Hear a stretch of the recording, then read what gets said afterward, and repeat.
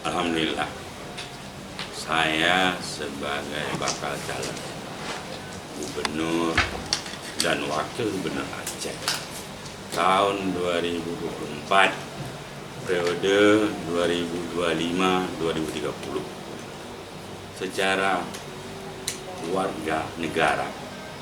Sebagai warga negara, saya berhak maju dalam proses demokrasi. Di Aceh kebetulan pilkada itu dilaksanakan oleh Komisi Independen Pemilihan. Semua tahapan, mekanisme, dan aturan saya ikuti.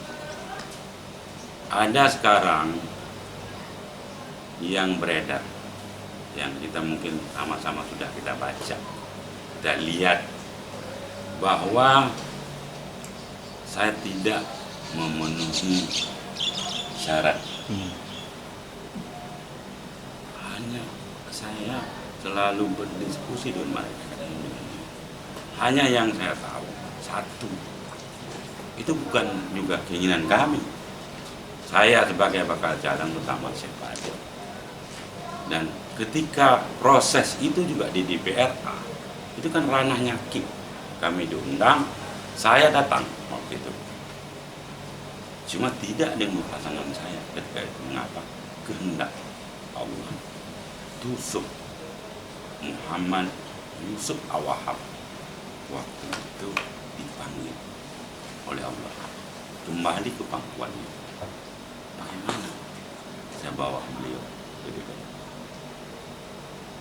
Saya tanya sebelumnya bahwa gimana ini? Ini boleh nanti tanda tangan dulu, nanti ketika ada pasangan ditandatangani lagi. Ternyata ke sana saya tidak diizinkan tanda tangan. Itu proses. Ketika itu selesai, mereka mengatakan pada saya, nanti ketika ada pasangan kita jadwalkan lagi.